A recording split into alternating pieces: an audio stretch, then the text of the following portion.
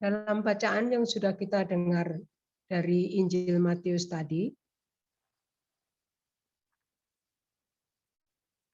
Yesus sudah sampai pada saat-saat terakhir hidupnya di dunia. Sesudah mengadakan pesta perpisahan dengan murid-muridnya, yaitu pada perjamuan terakhir, persis malam yang sebelumnya, Yesus pergi ke Taman Getsemani. Mungkin belum banyak yang mengerti apa fungsi Taman Getsemani itu bagi Tuhan Yesus. Kita sering mendengar bahwa Tuhan Yesus pergi berdoa. Tiba malam hari sudah selesai mengajar, sudah selesai melayani orang-orang yang datang minta penyembuhan, pengusiran setan dan sebagainya, lalu seringkali Tuhan Yesus pergi menyendiri ke suatu Maaf, tempat. Suster. Ya, Bu. Boleh nggak buka videonya, Suster? Kalau saya buka Biar videonya kita. kok jadi mute ya? Oh, enggak mute. Coba. Oh, oke. Oh ya, sudah ya. Ah, Sekarang oke. yes. Makasih ya, Suster. Oh, Ya, baik, Bu, oke. maaf. Makasih, Ya, Suster. ya, oke, baiklah. Jadi sesungguhnya Tuhan Yesus itu menjadikan Taman Getsemani itu sebagai kapelnya, sebagai ruang doanya. Yesus itulah yang seperti yang saya katakan tadi, kadang-kadang malam hari, kadang-kadang pagi hari, Tuhan Yesus pergi menyendiri, meninggalkan para muridnya. Kalau kebetulan sedang berada di sekitar Yerusalem, Taman Getsemani ini kan dekat Yerusalem, maka Tuhan Yesus perginya ke Taman Getsemani itu. Jadi Taman Getsemani itu merupakan suatu tempat yang kecil di Taman Zaitun. Nah, disitulah Tuhan Yesus menemukan tempat yang sangat rupanya sangat ideal, sangat cocok untuk menjadi ruang doanya, menjadi tempat doanya. Walaupun tentu saja itu alam terbuka. Tapi rupanya Tuhan Yesus paling senang berdoa di situ. Tandanya dari mana kita bisa tahu? Tandanya malam itu, malam ketika Tuhan Yesus berdoa di Taman Getsemani itu kan tidak lama sesudah selesai Tuhan Yesus doa itu, terus kemudian Yudas dengan orang-orang Yahudi yang mau membunuh Tuhan Yesus itu langsung Yudas langsung membawa mereka ke situ. Karena sudah tahu kalau Tuhan Yesus menyingkir dari khalayak ramai, itu memang tujuannya adalah untuk berdoa di kapelnya Taman Getsemani itu. Di Taman Getsemani tentu saja sekarang ada gerejanya, tapi waktu itu ya masih alam terbuka kosong, tidak ada apa-apanya. Tapi itulah Tuhan Yesus paling senang berdoa di situ. Kalau kita ingat kesempatan lain di mana Tuhan Yesus juga membawa 3 murid yang waktu itu juga dibawa oleh Tuhan Yesus, yaitu Petrus, Yakobus, dan Yohanes. Itu ialah ketika Tuhan Yesus naik ke Gunung Tabor dan menampakkan kemuliaannya. Masih ingat peristiwa itu ya, yaitu Tuhan Yesus membuat 3 murid itu naik ke Gunung Tabor, lalu kemudian di situ Tuhan Yesus berubah rupa. Pakaiannya menjadi berkilat-kilat, seperti dikelandang katanya. Tuhan Yesus seluruh adanya, seluruh dirinya menjadi bercahaya, bersinar-sinar, dan kemudian muncul Nabi Musa dan Nabi Elia. Lalu kemudian Petrus terbawa oleh suasana yang begitu agung, meliputi mereka juga. Mereka pun dibawa masuk ke dalam suasana. Tuhan Yesus berubah rupa, menampakkan kemuliaannya itu, lalu Petrus ingin mendirikan 3 tenda untuk Yesus, Nabi Musa, dan Nabi Elia. Ingat peristiwa itu ya tentunya. Lalu kemudian hubungannya dengan peristiwa ini ialah bahwa kita tahu Tuhan Yesus mengalami kemuliaan seperti itu, dikatakan bahwa itu adalah suatu peneguhan bagi Tuhan Yesus. Nabi Musa dan Nabi Elia datang untuk meneguhkan Tuhan Yesus bahwa memang nanti dia harus memanggul salibnya dan wafat untuk penebusan umat manusia di Yerusalem. Nah, jadi lalu kemudian Allah Bapa juga meneguhkan, engkaulah anakku yang terkasih, dengarkanlah dia. Ya. Nah, jadi saat itu Tuhan Yesus mengalami suatu peristiwa yang sangat dahsyat, ya, yang Tuhan Yesus berubah rupa, menunjukkan keagungannya. Artinya apa? Menunjukkan kealahannya. Ya. Nah, itu adalah persiapan untuk apa yang sekarang dimulai peristiwanya dengan penderitaan dalam doa yang dialami oleh Tuhan Yesus di Taman Getsemani itu. Ya. Kita melihat bahwa di Taman Getsemani sungguh-sungguh Tuhan Yesus mulai merasakan penderitaan yang akan dialami esoknya ketika terjadi penyaliban dan kemudian wafat di kayu salib itu. Nah, boleh dikatakan peristiwa Tuhan Yesus berdoa dan mengalami penderitaan di Taman Getsemani itu boleh dikatakan itu adalah suatu pengantar atau suatu prolog atau suatu ya seperti bagian pengantar begitu dari apa yang esoknya akan dialami oleh Tuhan Yesus sebagai puncaknya, yaitu penderitaan, penyaliban, dan wafat itu. Nah, jadi apa yang sesungguhnya dialami oleh Tuhan Yesus pada waktu itu? Karena kan Tuhan Yesus sesungguhnya menderita yang sangat mendalam, sangat ketakutan, sangat, dia sendiri mengatakan sampai dia rasanya gentar menghadapi peristiwa malam itu, ya. Seperti yang tadi sudah dibaca itu. Aku sangat takut dan gentar. Memang peristiwa itu tentu saja sangat-sangat ya di luar kemampuan manusiawinya saja. Tetapi kita tahu bahwa Tuhan Yesus itu seperti diajarkan dalam Gereja Katolik, Tuhan Yesus itu adalah sungguh Allah dan sungguh manusia. 100% Allah dan 100% manusia. Di dalam dirinya ada kodrat ilahi, karena ia adalah putra Allah, dan kodrat manusiawi, karena dia lahir dari Bunda Maria. Dia mengambil kemanusiaannya dari Bunda Maria. Ya, kita juga mendoakan itu dalam doa koronka kita setiap hari, ya. Bapa yang kekal, ku persembahkan kepadamu tubuh dan darah, jiwa dan kealahan putramu yang terkasih, Tuhan kami Yesus Kristus. Ya, jadi kita lihat di situ bahwa Tuhan Yesus itu mempunyai jiwa dan kealahan. Tubuh, darah, dan jiwa itu adalah manusianya.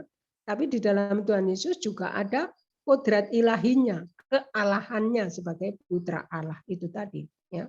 Jadi Tuhan Yesus sungguh-sungguh 100% Allah dan 100% manusia. Persatuan dari kedua kodrat ini, yaitu kodrat ilahi dan kodrat manusiawi, itu di dalam teologi disebut istilahnya persatuan hipostatis. Coba kita tahu persatuan hipostatis itu artinya adalah persatuan antara kodrat ilahi di dalam dan kodrat manusiawi di dalam diri Yesus Kristus. Ya. Istilahnya begitu. Ya. Dan dalam tapi aku paling suka itu kalau baju tuh mix and match-nya enak. Dalam peristiwa yang terjadi di atas Gunung Tabor itu, keilahian Kristus bersinar melalui kemanusiaannya. Sekaligus kemanusiaannya menembus keilahiannya. Jadi artinya dalam diri Kristus kodrat ilahinya itu memancar melalui kemanusiaannya. Sehingga ini yang saya katakan ini mengenai peristiwa di Gunung Tabor, ya. Jadi ketika Tuhan Yesus menampakkan kemuliaannya itu, kemuliaannya tentu saja adalah kemuliaan kealahannya, ya.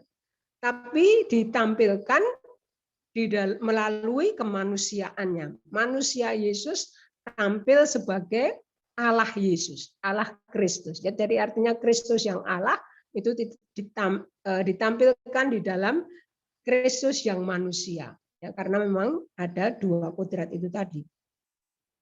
Dan demikian pula kodrat manusiawinya itu juga menembus keilahiannya. Jadi disitulah terjadi sesungguhnya persatuan hipostatis itu secara sempurna, ya, pada saat itu di atas Gunung Tabor ketika Yesus menampakkan kemuliaannya itu. Jadi intinya kodrat ilahi dan kodrat manusiawi sama-sama tampil untuk mewujudkan kemuliaan kealahan Kristus itu. Nah, lalu sekarang bagaimana dengan peristiwa yang di Taman Getsemani? Kita tahu bahwa pengalaman di Gunung Tabor dimaksudkan untuk mempersiapkan Yesus untuk mengalami saat-saat ini. Saat-saat dia harus menderita sengsara dan wafat dengan disalibkan. Padahal ia suci sepenuhnya dan tidak berdosa. Kalau kita harus menderita, ya saya rasa pantas-pantas saja lah karena memang kita banyak dosanya. Jadi kalau mengalami susah, mengalami macam-macam kesulitan, ya wajar-wajar saja lah kan. Tapi Tuhan Yesus kan tidak mempunyai dosa sama sekali, sangat suci, maha suci. Tapi dia di Taman Getsemani itu harus mengalami pergumulan yang dahsyat itu karena dia membiarkan dosa untuk berkuasa penuh di dalam dirinya. Dia harus menebus manusia dari dosa-dosanya, tapi dia harus bisa mengalahkan dosa itu, ya. Jadi bukan begitu saja dosa dihapus terus hilang begitu saja, melainkan harus betul-betul dilawan oleh Tuhan Yesus kekuatan dosa itu. Jadi Tuhan Yesus benar-benar harus seolah-olah perang melawan dosa yang menyerangnya itu. Nah, itulah yang terjadi dalam diri Tuhan Yesus. Dia membiarkan malam hari itu dia membiarkan semua kekuatan dosa untuk menyerangnya, membanjiri seluruh panca inderanya, seluruhnya dikuasai oleh dosa manusia yang bersifat seluruh dunia itu, ya, dosa umat manusia seluruh dunia itu malam hari itu betul-betul dihunjamkan kepada Tuhan Yesus. Semua kekuatan dosa itu menyerang Tuhan Yesus. Tubuhnya, perasaannya, imajinasinya, akal budinya, seluruh kodrat manusiawinya malam hari itu bergumul untuk mengalahkan kekuatan dosa itu. Walaupun tentu saja sebagai Allah, sebagai putra Allah, dia tetap mengalami persatuan dengan Bapanya. Ya. Jadi karena persatuan itu, dia tetap juga memiliki kebahagiaan karena tahu bahwa ini hanya sesaat, nanti akan selesai, nanti dia akan menang. Tetapi itu tidak menyingkirkan, tidak membuat dia lalu tidak harus bergumul melawan dosa itu. Jadi pergumulan itu sama nyatanya dengan kesadarannya bahwa Allah Bapa tetap mendampingi dia. Tetapi saat itu benar-benar penderitaan neraka. Itu sebabnya mengapa Tuhan Yesus sampai berpeluh darah. Kemanusiaan Tuhan Yesus yang harus menanggung dosa seluruh umat manusia itu betul-betul mengalami penderitaan yang sangat-sangat mendalam, sangat-sangat besar, sehingga dia berpeluh darah. Yesus tersungkur ke tanah dan berseru dengan keras. Jadi kalau dikatakan Tuhan Yesus berdoa di Taman Getsemani, sesungguhnya itulah doa Tuhan Yesus. Doa ketika dia harus mengalahkan kekuatan dosa, ya. Kemanusiaannya harus melawan kekuatan neraka, ya. Sehingga benar-benar Tuhan Yesus merasakan kesesakan hatinya dan dia berteriak kuat-kuat. Ya. Padahal sepanjang hidupnya Tuhan Yesus sudah menanggung, mampu, sanggup menanggung kealahan di dalam dirinya itu. Ya. Menanggung kealahan di dalam diri manusia itu perkara yang sama sekali bukan perkara yang sepele, bukan perkara yang gampang. Ya. Sehingga ketika orang-orang kudus kita, terutama yang mengatakan itu adalah Santa Teresa Avila, seorang kudus Karmel. Ya. Santa Teresa Avila mengatakan bahwa dia itu mengalami kehadiran Allah yang begitu dekat, ya, mengalami persatuan cinta kasih Allah yang begitu mendalam, begitu dekat dengan dia, sehingga dia mengatakan begitu dekatnya Allah itu kepada saya, sehingga kalau saja Allah mendekat sedikit lagi saja, rasanya seluruh diri saya akan hancur berkeping-keping. Tidak kuat, kemanusiaan kita dengan segala keterbatasan kita harus menanggung, harus mengalami persatuan dengan Allah yang begitu melampaui kodrat kita. Ya, Allah itu Allah yang maha segala-galanya, ya, maha kudus, maha mulia, maha luhur. Bagaimana harus disatukan dengan manusia yang serba terbatas ini? Ya? Manusia yang penuh dengan dosa, yang jauh dari kekudusan. Bagaimana harus bersatu dengan Allah yang maha suci? Oh, itu suatu perkara yang sama sekali bukan perkara yang sepele. Sama sekali tidak gampang, sama sekali tidak mudah untuk mengalami itu semua seperti yang dikatakan oleh Santa Teresa Avila.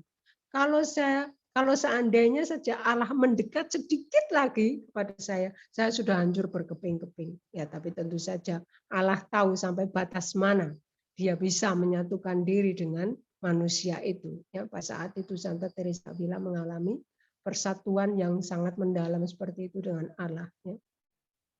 Tapi karena Tuhan Yesus memang putra Allah, maka dia juga bisa untuk menanggung kealahan itu di dalam dirinya sepanjang hidupnya. Ya. Dari sejak dalam kandungan, di dalam dirinya sudah ada kodrat ilahi itu. Ya. Jadi karena itu sepanjang hidupnya Tuhan Yesus sudah selalu 100% Allah dan 100% manusia. Ya. Jadi kemanusiaan dan kealahan itu dalam diri Tuhan Yesus sudah bersatu dari sejak awal hidupnya. Akan tetapi pada malam hari itu, ketika Tuhan Yesus menderita di Taman Getsemani itu, maka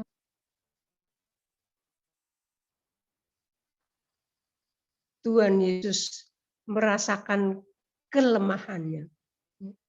Sehingga ia jatuh dengan wajahnya ke tanah. Malam hari itu, kedosaan manusia terasa begitu berat bagi Tuhan Yesus karena memang pada malam hari itulah Tuhan Yesus harus memulai hari itu.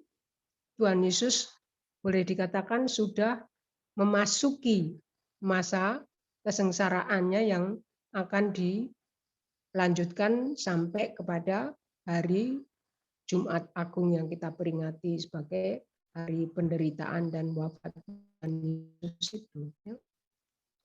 Jadi pada malam hari itu Tuhan Yesus sungguh-sungguh merasakan beratnya yang namanya harus menebus dosa manusia itu. Maka kita tahu Tuhan Yesus berusaha untuk ya kalau boleh mawar Bapakku, bila engkau berkenan, biarlah cawan ini berlalu daripadaku.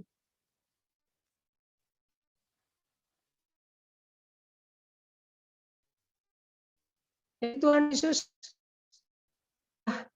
sebagaimana alaminya besok paginya, yaitu penyalipannya itu sudah terasa kengeriannya. Ya.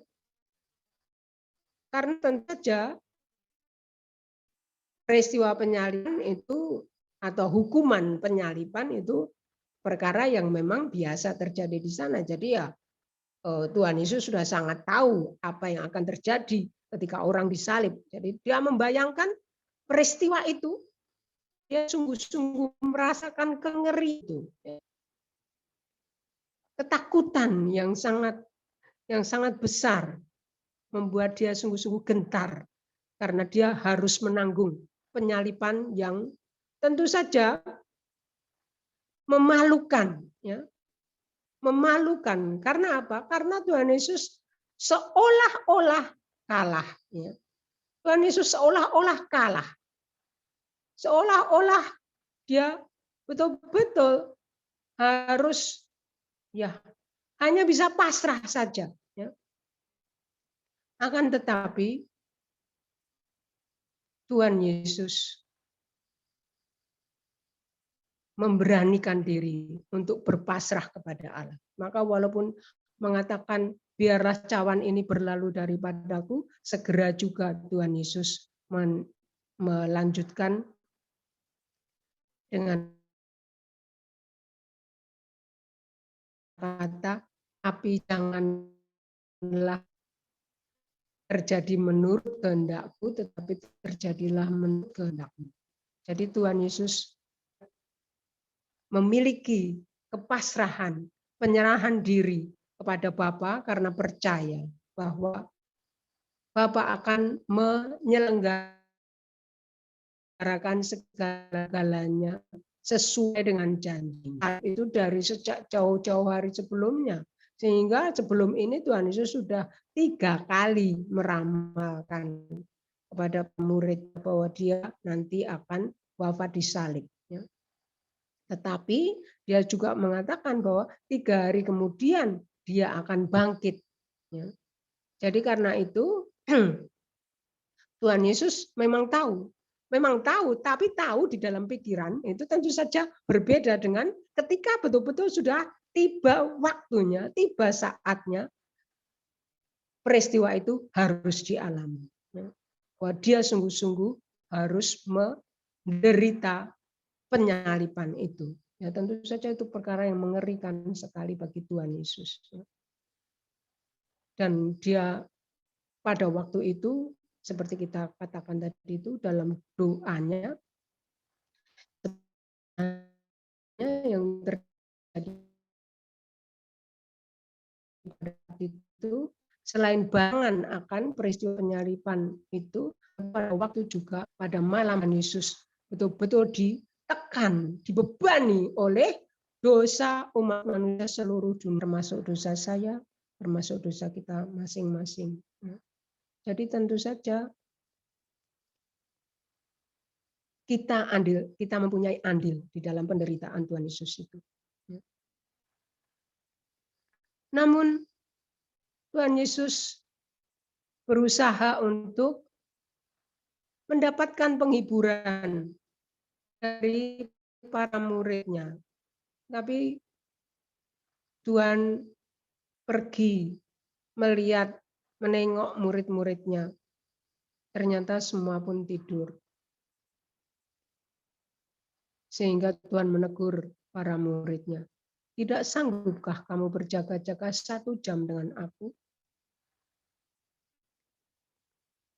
Tapi ya seperti tadi juga sudah disebutkan di dalam renungan sebelumnya tadi itu.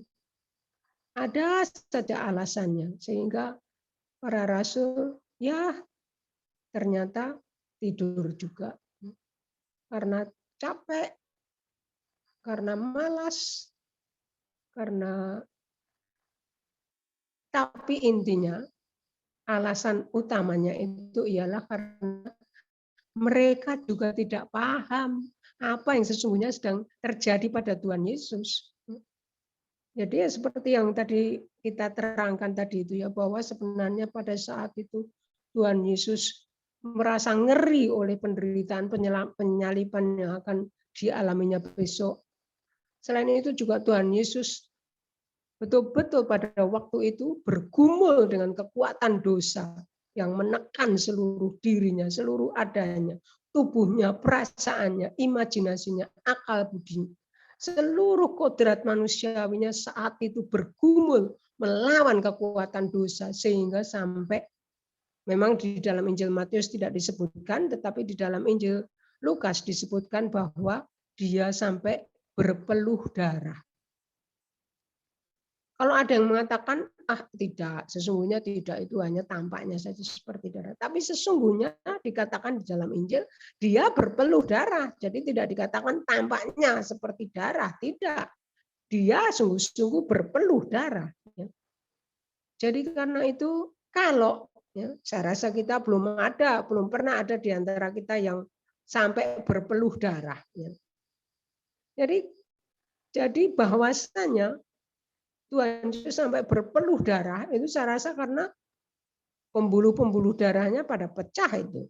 Bagaimana mungkin pembuluh darah itu bisa pecah? Ya tentu saja karena tekanan itu tadi, tekanan, perasaan ngeri, perasaan takut yang sedemikian rupa, ya, dan kekuatan yang harus dikeluarkannya untuk dapat melawan kekuatan dosa yang menekannya pada waktu itu, yang menekan seluruh adanya pada waktu itu. Nah, tentu saja itu kekuatan yang begitu dahsyatnya, ya, sehingga akhirnya membuat Tuhan Yesus berpeluh darah, ya. Darah menetes-netes dari tubuhnya. Ya, itu boleh dikatakan memang seperti pengantar untuk penyaliban yang akan dialaminya besok. Jadi sekarang dia baru merasakan darah menetes-netes dari beberapa bagian tubuhnya, tapi kita tahu bahwa besoknya ketika dia mengalami penyaliban, darah itu dari mana-mana, dari seluruh tubuhnya, dari kepala, ketika dimahkotai duri, dan seluruh badannya yang terbanting-banting di tanah karena terlalu berat salibnya, karena capek, karena dicambuki dan sebagainya, dari betul-betul besoknya itu seluruh tubuhnya penuh dengan darah. Jadi boleh dikatakan peristiwa malam hari itu ya seperti pengantar akan apa yang terjadi besok. Berpeluh darah itu tentu saja juga sudah sangat kesakitan, ya, sampai keluar peluh darah itu tentu saja juga sangat menyakitkan, membuat Tuhan Yesus menderita. Tetapi ya itu memang baru merupakan pengantar dari apa yang akan terjadi besoknya. Jadi dari situlah kita melihat ya bahwa betul-betul Tuhan Yesus sangat-sangat tertekan, sangat-sangat menderita. Meminta bantuan kepada para muridnya, 3 kali juga mereka tidur. Tetapi kemudian kita membaca bahwa Allah mengutus malaikatnya. Dan ada gambar-gambar penderitaan Tuhan Yesus di Taman Getsemani itu kita melihat ada gambar Tuhan Yesus bersama dengan malaikatnya. Malaikat untuk menghiburnya, untuk menguatkan dia yang betul-betul sudah, ya seperti kita tahu itu adalah penderitaan sakrat maut. Di dalam peristiwa Rosario, ya, peristiwa yang pertama, Tuhan Yesus berdoa kepada Bapaknya di Taman Getsemani dalam sakrat maut. Ya.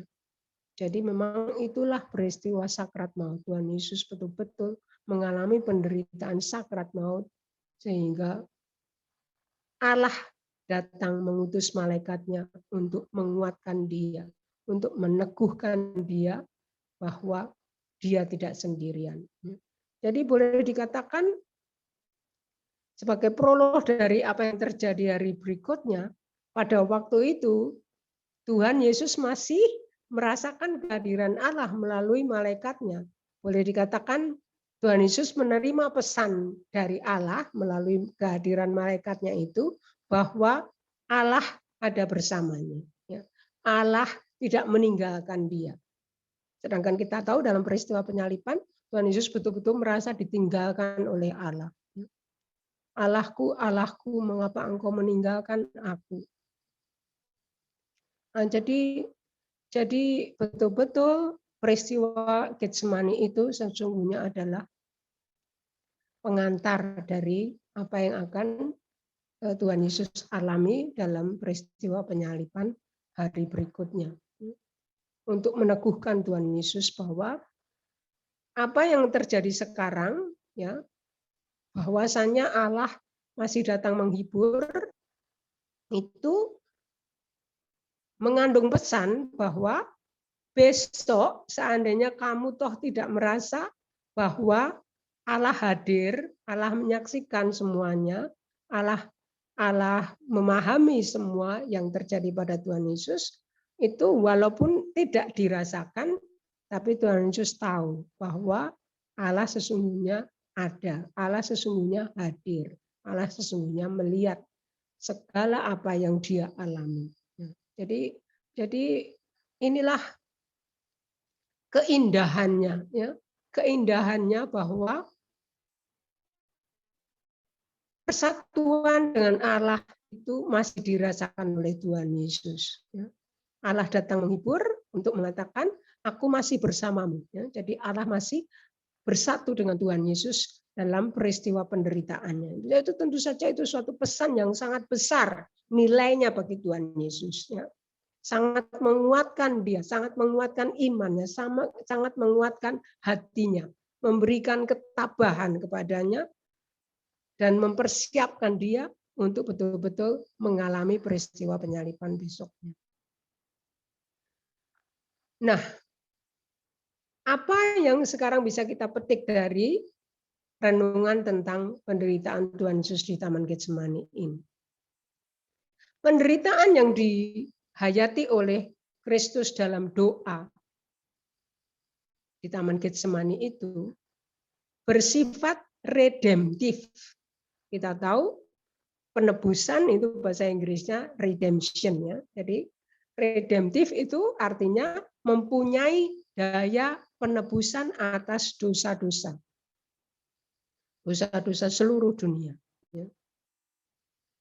Nah, doa yang seperti itu oleh Kristus juga diwariskan kepada gereja. Kita sebagai anggota gereja juga harus melakukan doa dan menghayati penderitaan seperti yang dialami oleh Tuhan Yesus demi penebusan dunia. Kalau Tuhan Yesus sudah menyelesaikan karya penebusannya dengan peristiwa wafat dan kebangkitannya itu, tidak berarti lalu kita tinggal goyang kaki saja menikmati hasilnya. Ya, sudah terjadi penebusan. Aku sudah bebas sore. Lalu kita hidup suka-suka sendiri saja. Tentu saja bukan seperti itu yang diinginkan oleh Tuhan Yesus. Kita juga diharapkan untuk mengambil bagian di dalam karya penebusan dunia itu. Ya. Jadi Tuhan juga ingin supaya sampai sekarang karya penebusannya itu masih kita lanjutkan. Kita seperti dalam diri para kudus, kita juga boleh ikut mengambil bagian, diberi kesempatan oleh Tuhan Yesus untuk ikut mengambil bagian untuk penebusan dosa-dosa manusia pada zaman kita. Jadi ini adalah sesuatu yang diwariskan oleh Tuhan Yesus. Jadi artinya kita juga harus meneruskan hal itu. Ya. Karya penebusan Tuhan Yesus itu harus kita teruskan. Saya rasa ini bukan perkara baru, ya. Ini saya rasa sering dikotbahkan di dalam misa-misa hari Minggu, ya. bahwa kita ini memang diminta mengambil bagian di dalam karya penebusan Tuhan Yesus yang masih berlangsung terus sampai akhir zaman nanti. Ya, jadi kita juga mengambil bagian dalam karya penebusan Tuhan Yesus untuk manusia-manusia pada zaman kita. Ya. Nah, seperti apa penderitaan yang bersifat redemptif itu? Ya. Ini bukan penderitaan yang disebabkan oleh dosa-dosa atau kelemahan kita sendiri, yang tujuannya ialah untuk memurnikan cinta kasih kita, membebaskan cinta kasih kita dari sifat-sifat yang egoistis, yang untuk kepentingan diri sendiri, tetapi ini benar-benar penderitaan yang kita persatukan dengan penderitaan Tuhan Yesus untuk karya penebusan dunia. Ya. Tidak saya katakan bahwa penderitaan yang bersifat memurnikan cinta kasih kita sendiri itu sesuatu yang jelek. Itu pun sesuatu yang sangat bernilai, ya. Karena ketika kita menderita karena kesalahan-kesalahan kita sendiri, karena dosa-dosa, karena kelalaian kita, karena barangkali juga ya kealpaan kita sebagai mungkin karena sudah mulai menjelang usia lanjut dan sebagainya itu. Tapi yang diminta oleh Tuhan Yesus lebih dari itu, ya. Kalau kita dimurnikan dari cinta kasih kita yang masih bersifat egois, yang senang mencari hal-hal yang menyenangkan, memuaskan diri sendiri, itu pun sesuatu yang sangat bernilai karena dari kesadaran itu kita lalu sadar akan kedosaan diri kita sendiri, tapi kita percaya akan kasih Allah yang Maha Rahim. Kasih Allah yang maha besar, kasih Allah yang tidak terbatas kepada manusia. Jadi itu juga sesuatu yang bernilai, ya, yang bagus, yang besar nilainya untuk kita manusia, ya. Membuat kita makin teguh percaya bahwa Allah sungguh mengasihi kita karena Dia sudah betul-betul menebus dosa kita dan menginginkan kebahagiaan kita, ingin memberikan selalu yang terbaik untuk kebahagiaan kita. Tapi penderitaan yang bersifat redemptif ini penderitaan yang lebih dari itu, yaitu penderitaan untuk melanjutkan karya penebusan Tuhan Yesus yang masih dibutuhkan sampai sekarang ini. Kita perlu untuk menanggapi apa yang diminta oleh Tuhan Yesus itu, ikut mengambil bagian dalam karya penebusan Tuhan Yesus yang masih berlangsung sampai akhir zaman.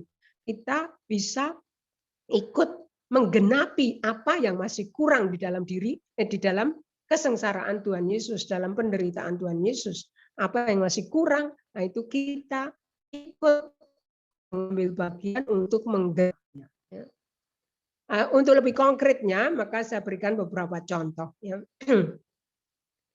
Masih ada waktu sedikit.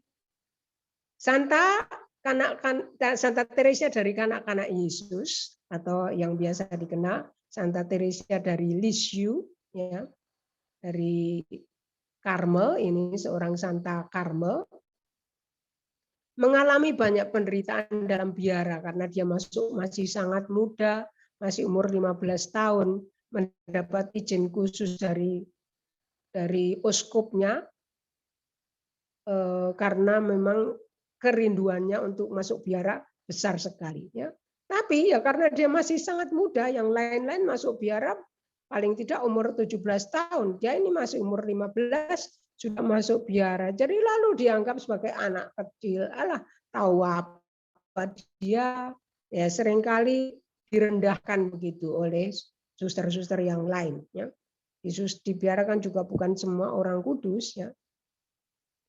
Tetapi dia tidak menghiraukan perkataan, perlakuan, sikap-sikap dari suster-suster yang seperti itu, karena dia memang teguh akan motivasinya masuk biara, yaitu untuk berdoa bagi para imam dan untuk melakukan silih bagi jiwa-jiwa di api penyucian dan untuk membawa kasih Tuhan Yesus kepada jiwa-jiwa yang lain yang ada di dunia ini supaya mereka mengenal kasih Tuhan Yesus dan diselamatkan. Ya. Ini saya juga terngiang kembali ketika beberapa hari yang lalu saya mendengarkan renungan dari Ibu Cynthia hari Senin itu. Di situ dikatakan juga kita diundang oleh Tuhan Yesus untuk ikut bersama-sama menyelamatkan jiwa-jiwa ya, dari dosa-dosa mereka supaya mereka bertobat dan akhirnya bisa diselamatkan. Ya. Jadi kita juga diminta untuk berkorban, dikatakan di situ. Ya. Nah, itulah yang dilakukan oleh Santa Teresa Lisieux di dalam biara. Ya. Dia lakukan kewajiban-kewajibannya dengan untuk berdoa, bekerja, rekreasi dan sebagainya. Ya. Dan termasuk pergaulan dengan suster-suster yang juga tidak mudah ya, karena suster-suster dengan macam-macam sifatnya, macam-macam latar belakangnya, rupanya ada juga suster-suster yang luka batin ya, sehingga kadang-kadang menyinggung perasaan, sikapnya, kata-katanya dan sebagainya. Dan sehingga kadang-kadang inilah yang dialami oleh Santa Teresa Lisieux ya, dia dituduh tanpa salah, tapi dia tidak membela diri. Dia diam saja, serahkan saja perkara itu kepada Allah. Ya. Malam hari dia tidur kedinginan karena kita tahu zaman itu belum ada mesin pemanas seperti sekarang ini ya. Waktu itu hanya kan perapian saja. Perapian itu hanya terletak di ruang rekreasi bersama. Di kamar tidur itu tidak ada perapian. Jadi kalau musim dingin dia itu hidupnya di Prancis Utara, itu memang dingin sekali. Ya. Tapi walaupun dia kedinginan, dia tidak minta tambahan selimut. Jadi seringkali malam-malam dia tidak bisa tidur. Tapi dia memaksa diri, dia persembahkan penderitaannya itu kepada Tuhan.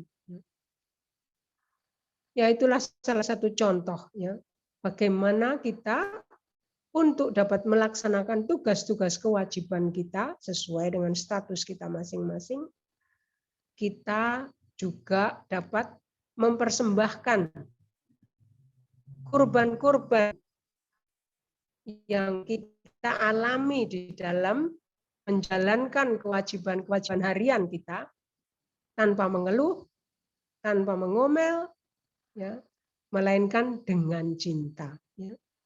Sebenarnya semboyan Santa Teresa Lisieux itu yang pertama-tama mengatakan melakukan perkara-perkara kecil dengan cinta yang besar. Nah, itu tentu saja kita bisa meneladan itu semua. Ya. Santa Teresa Lisieux memang keinginannya ialah supaya dia bisa mengajarkan sebuah jalan kekudusan yang sederhana sehingga bisa ditiru oleh semua orang. Semua orang bisa melewati jalan kecilnya, dia menyebut sebagai jalan kecil, karena jalan yang biasa dari kehidupan sehari-hari, ya, yang kita semua mengalami. Dan tentu saja sebagai ibu keluarga, yang Anda semua sudah mengalami itu. Tapi sekarang kuncinya ialah supaya kita melakukan semuanya itu tanpa mengeluh, tanpa protes, tanpa marah-marah, melainkan dengan sabar, dengan penuh cinta, karena kita mempersembahkan kurban-kurban kecil kita itu kepada Tuhan Yesus ya, untuk pengudusan hari-hari hidup kita, sehingga tanpa kita sadari kita bertumbuh di dalam kekudusan karena kita berkembang di dalam cinta kasih. Baiklah, saya rasa sampai di sini waktunya. Ibu. Baik, Ya. Ya, terima kasih Suster Ya. Marieta yang sudah membawa Sama-sama. renungan, pengajaran yang sangat luar biasa. Saya Iya, mau ambil kesimpulan sedikit saja. Saya senang sekali Ya, yang Bu. tadi Suster katakan bahwa Taman Getsemani seperti sebuah kapel atau sebuah tempat yang Tuhan Yesus sangat senang untuk berdoa di situ. Dan ini Tuhan Yesus kasih tahu kita juga, kita harus punya suatu tempat khusus untuk kita berdoa. Nah, begitu ya, lebih kurangnya. Nah, lalu sebelum Tuhan Yesus mengalami sengsara ini, ternyata di Gunung Tabor itu Tuhan sudah memberitahukannya, prolognya, dia mengatakan bahwa dia akan menderita. Tetapi yang paling mengerikan itu adalah di malam setelah mereka makan bersama, berarti malam Kamisnya itu di Tuhan di Taman Getsemani. Tapi saya memang paling suka merenungkan sengsara Tuhan itu yang di Taman Getsemani ini. Kalau saya doa jam 3, saya suka merenungkan ini. Begitu.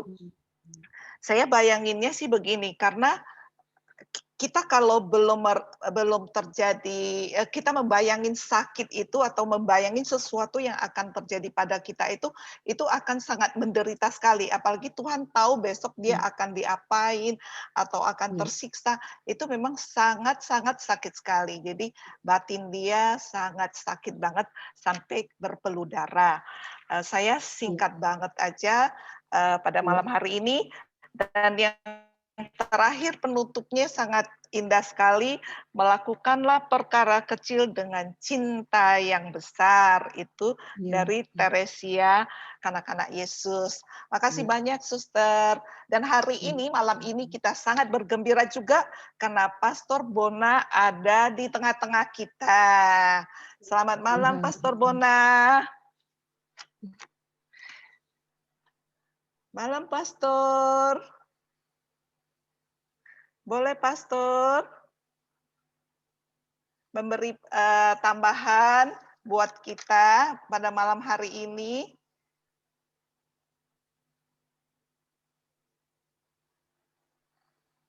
Mute mungkin. Pastor Bona.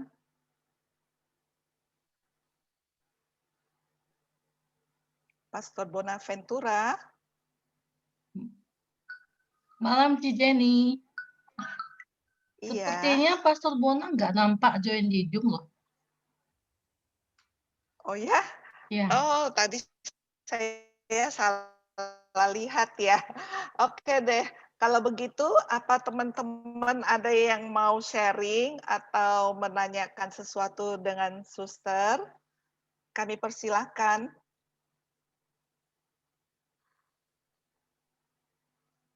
Iya, silakan. Yang bila ada yang tidak jelas atau mungkin sudah jelas semuanya. Ya. Selamat malam, Ibu Malam. Malam Selamat Ibu Eliuati. Selamat malam, Sister Marietta. Selamat malam, Bu. Ada yang mau tanyakan pada Suster. Setelah mendengarkan renungan Suster ini, tadi ada tangkap isinya bahwa kita harus ambil bagian untuk melanjutkan karya penebusan Tuhan Yesus untuk orang-orang masa kini. Ya. Kira-kira Suster dapat memberikan contoh sedikit untuk penjelasan ini. Terima kasih, Suster. Oh iya. Jadi seperti yang diajarkan oleh gereja bahwa karya penebusan Tuhan Yesus itu bukan berarti lalu karena sudah selesai wafat dan kemudian Tuhan Yesus sudah bangkit, lalu ya sudah karya penebusannya sudah selesai. Ya. Kita tinggal menikmati hasilnya saja. Ya. Tapi kan kenyataannya kita ini walaupun sudah ditebus, tapi kan kenyataannya kita masih berdosa. Ya. Jadi karena itu, ya karena manusia toh masih berdosa. Ya kita tahu sendiri, bukannya kita lihat dosa-dosa dunia zaman sekarang ini sudah tidak ketulungan lagi kan Bu. Sudah yang semua hukum-hukum Allah sudah dilanggar sama manusia. Manusia sudah berbuat zaman sekarang bisa seenaknya sendiri saja, sudah tidak peduli lagi akan Allah. Ya. Allah itu sudah dianggap tidak ada. Allah itu dianggap mati. Ya. Sehingga orang suka-suka saja melakukan aborsi. Orang suka-suka saja seks bebas. Orang suka-suka saja selingkuh, orang suka-suka dan sebagainya. Kita bisa membuat daftarnya panjang sekali yang menunjukkan bahwa dosa itu masih ada. Nah, jadi karena itu karya penebusan Tuhan Yesus itu masih berlangsung, sudah melakukan karya penebusannya. Tetapi kenyataannya dosa ini masih menguasai dunia. Dalam arti buah atau efek dari karya penebusan Tuhan Yesus itu tidak serta-merta terjadi. Dalam arti kalau memang sudah selesai karya penebusan Tuhan Yesus itu, ya seharusnya dosa tidak ada di dunia ini. Dunia kita masih melakukan dosa hari demi hari. Jadi karena itu karya penebusan Tuhan Yesus itu masih berlangsung terus hari demi hari sampai akhir zaman nanti. Nah karena itu kita juga diminta untuk mengambil bagian di dalam karya penebusan Tuhan Yesus itu untuk bisa menemukan jiwa-jiwa yang membuka diri terhadap buah-buah dari penebusan Tuhan Yesus itu, wafat, sengsara, wafat, kebangkitan Tuhan Yesus itu, jiwa-jiwa harus membuka diri untuk dapat menerapkan, mengaplikasikan ya, buah dari karya penebusan Tuhan Yesus itu di dalam hidupnya, yang kalau orang terbuka terhadap rahmat penebusan Tuhan Yesus itu, maka barulah kemudian orang akan bisa menjalani kehidupan yang kudus. Ya. Rahmat itu akan memberikan kepadanya kekuatan untuk melawan dosa-dosa, sehingga pelan-pelan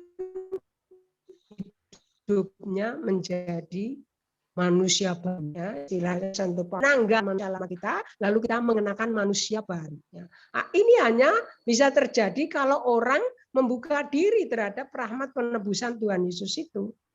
Kita yang sudah Kristen, kita yang sudah menjadi pengikut Yesus, kita mendapat kesempatan itu, ya, melalui pembaptisan kita mendapat rahmat penebusan itu, dan kita dapat menerapkan rahmat itu dalam kehidupan kita untuk mengalahkan dosa-dosa kita, ya, supaya kemudian perlahan-lahan kita dapat mengalami kehidupan yang baru, kehidupan di dalam rahmat pengudus yang menguduskan kehidupan kita dan membuat kita berkembang di dalam kekudusan, makin lama makin menjadi serupa dengan Tuhan Yesus. Nah, itu yang harus kita doakan. Kita harus bukan hanya menyelamatkan diri kita sendiri saja, tapi kita juga diminta untuk juga membawa keselamatan itu kepada jiwa-jiwa yang lain melalui doa-doa kita, melalui kurban-kurban kecil-kecil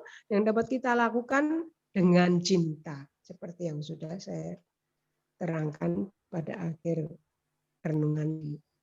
Ibu. Ya, Suster, terima kasih atas penjelasannya, Suster.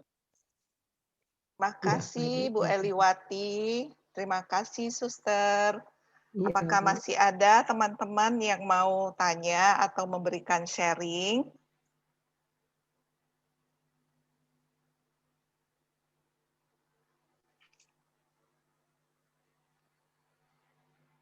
Iya. Yang lain sudah jelas rupanya.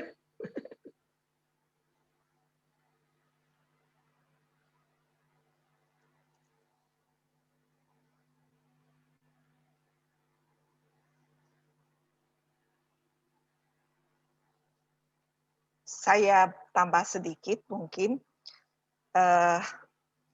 Kalau konkretnya yang seperti Ibu Eliwati tanya, kalau dalam kehidupan sehari-hari, mungkin kita bisa merefleksikan bahwa Tuhan memang tidak menderita di dalam dunia ini seperti yang Tuhan menderita 2000 tahun yang lalu, dia dipukul, disiksa, itu tidak.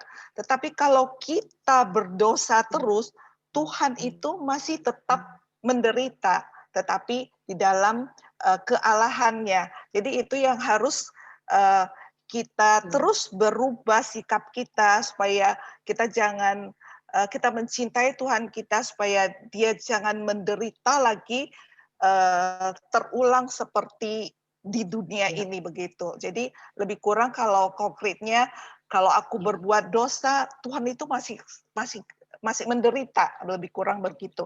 Jadi di sini kita diminta itu penderitaan bersifat redemptis, yaitu penderitaan kecil-kecil kita yang bisa membantu kita untuk berubah dan juga orang lain, ya seperti contoh tadi Suster katakan bahwa si Santa Teresia itu menderita redemptis itu hal-hal kecil, dia dihina sama suster-suster atasannya atau teman-temannya. Nah, itu redemptis. Jadi dia tidak salah tapi dia dihina. Nah, paling bisa kita tahu lagi Santa Faustina. Dia hati yang begitu mulia, dia hati yang begitu lembut. Ada satu cerita Santa Faustina yang redemptisnya luar biasa, yaitu waktu itu dia sudah sangat capek dan lelah karena dia kerjanya bagian kasar ya, di dapur masak apa. Dia udah pulang sampai ke kamarnya, maksudnya dia udah balik ke kamarnya, dia sudah sangat lelah dan capek. Untuk membuka jubahnya saja itu dia sudah tidak sanggup untuk membuka jubah, kan kalau suster tuh jubahnya tebel gitu ya, udah nggak sanggup, udah lelah pengen tidur. Tiba-tiba suster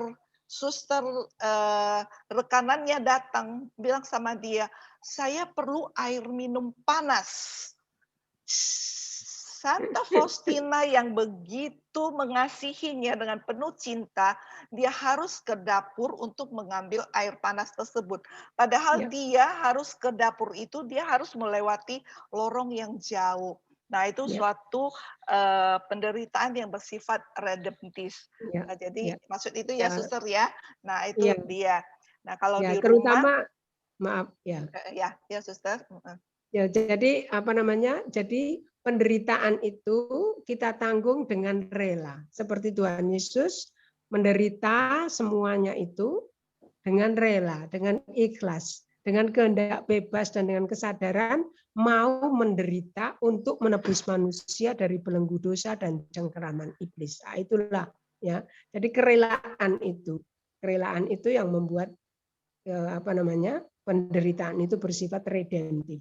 Tidak disertai omelan, tidak disertai keluhan, tapi dengan ikhlas dijalaninya dengan diam-diam. Walaupun tidak ada yang tahu, kita diam-diam saja. Kita tahu bahwa Allah melihat semuanya yang terjadi. Iya, betul. Luar biasa sekali. Makasih, Suster. Gimana teman-teman, masih ada yang mau sharing? Kita masih ada 2 menit. Ya. Selamat malam Ibu Flora. Selamat malam Bu Suster Karliana. Selamat malam Bu. Malam Bu, malam Suster. Ya, begini Bu, begini Suster, begini Bu Flora. Saya pernah waktu itu di suatu kelompok ya, itu orang kayak persatuan orang tua gitu ya, waktu di anak-anak tempat anak-anak kuliah. Nah, itu dari berbagai agama ya Suster kita berkumpul ya. Nah, lalu ada beberapa yang mungkin khotbah teman-teman suka memberikan renungan via WA dan sebagainya gitu. Nah, mungkin ada yang dari kelompok seberang itu yang keberatan, mungkin ya, keberatan begitu. Lalu dia mengatakan, domba yang tersesat, kami tidak pernah menjadi domba yang tersesat. Nah, ini perkataan dari kelompok itu. Kemudian siapa yang menyambuki Tuhan Yesus? Siapa yang memukuli Tuhan Yesus? Kami tidak pernah melakukan seperti itu. Jadi kenapa dia menanggung dosa kami? Nah, sepertinya perkataan inilah dari orang-orang yang dari kelompok seberang, agama seberang. Nah, rupanya kekristenan itu mempunyai banyak simbol-simbol ya, Suster ya. Jadi setiap kali memang kita tidak pernah memukul Yesus secara langsung. Tidak pernah memaku Yesus secara langsung, kita tidak pernah mencambuk, tidak pernah memakotai kepalanya dengan duri ya, Suster ya. Tetapi pada saat Yesus dipukul, itu berarti kan bahwa kita melakukan sesuatu tuduhan yang tidak mendasar. Kita melakukan sesuatu berdasarkan kebencian dan sebagainya. Jadi setiap kali luka-luka yang menimpa tubuh Yesus itu adalah refleksi dari apa yang kita lakukan, yaitu berupa dosa-dosa kita. Benar nggak begitu, Sister? Iya, benar itu, Bu. Iya, betul itu. Iya.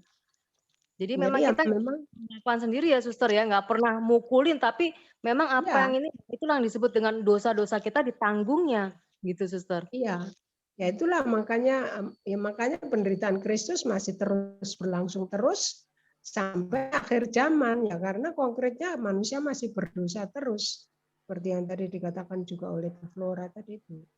Dan karena itu karya penebusan Tuhan Yesus juga masih berlangsung terus sampai akhir zaman.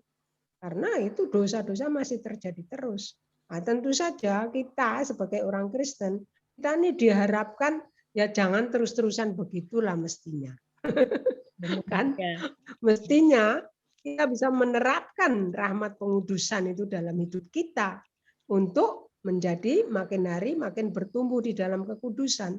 Ya, jadi karena itu pengorbanan-pengorbanan kecil seperti yang tadi diceritakan tentang Santa Faustina, tentang Santa Teresa, dan sebenarnya kita semua itu mengalamilah penderitaan-penderitaan kecil itu. Hanya bagaimana kita menanggungnya. Nah, itulah yang saya rasa kita perlu meneladan para kudus itu tadi supaya rahmat pengudusan itu betul-betul bisa kita alami di dalam kehidupan kita rasakan bahwa betul-betul saya makin lama menjadi makin sabar.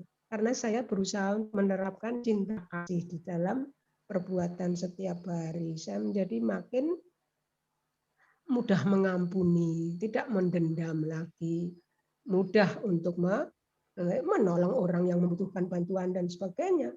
Ya, baik bantuan material maupun bantuan dari tangan kita yang mereka butuhkan dan sebagainya. Jadi sebenarnya rahmat pengudusan itu bisa kita terapkan secara nyata melalui korban-korban kecil yang bisa kita persembahkan kepada Tuhan. Itu tadi.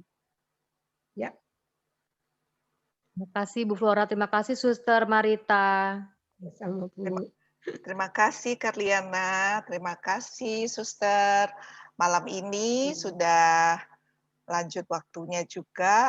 Mari kita tutup doa malam ini. Kita minta Bu Minar bantu doa malam. Baik. Terima kasih. Terima kasih Ibu Flora. Terima kasih untuk kehadiran Suster Marieta di tengah-tengah kami pada malam hari ini. Marilah kita bersama-sama berdoa sebagai doa penutup di dalam acara kita pada malam hari ini. Dalam nama Bapa dan Putra dan Roh Kudus. Amin. Sungguh baik Engkau Tuhan.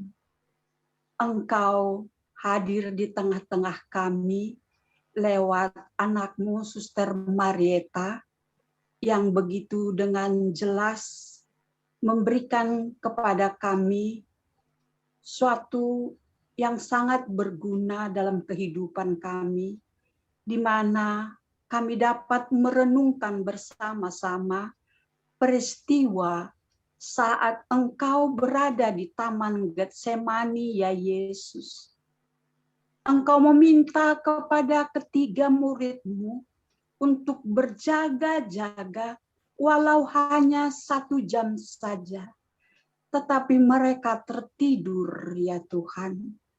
Dan pada saat Engkau berdoa, ya Tuhan Yesus, Engkau berkata kepada Bapa-Mu di surga, sekiranya boleh cawan ini berlalu daripadaku, tetapi janganlah karena kehendakku, tetapi kehendak-Mu lah yang jadi, ya Bapa.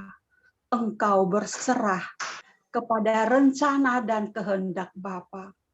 Oleh karena itu, ya Yesus yang baik, ajarlah kami, setiap kami, anak-anak-Mu yang bergabung di dalam grup LPF ini, agar kami selalu dapat berkata, jadilah kehendak-Mu.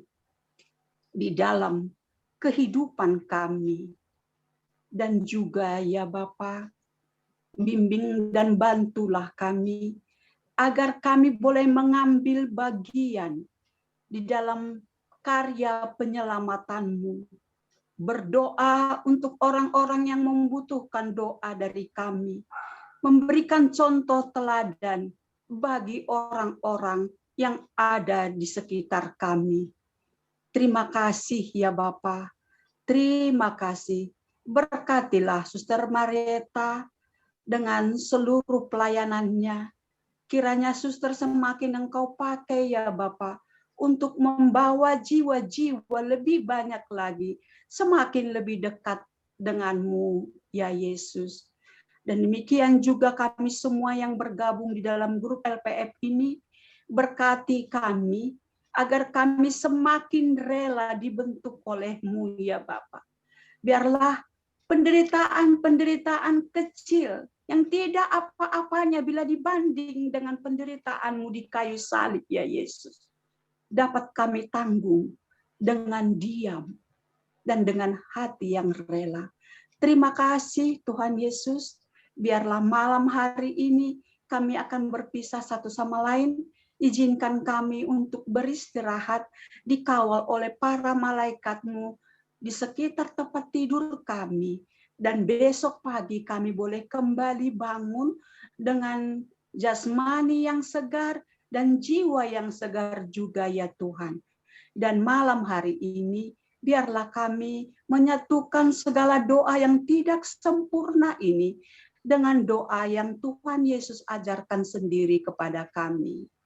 Bapa kami yang ada di surga, dimuliakanlah nama-Mu, datanglah kerajaan-Mu, jadilah kehendak-Mu di atas bumi seperti di dalam surga. Berilah kami rejeki pada hari ini, dan ampunilah kesalahan kami, seperti kami pun mengampuni yang bersalah kepada kami. Amin. Dan janganlah Masukkan masukkan kami kami ke dalam pencobaan, tetapi bebaskanlah kami dari yang jahat. Amin. Dalam nama Bapa dan Putra dan Roh Kudus. Amin.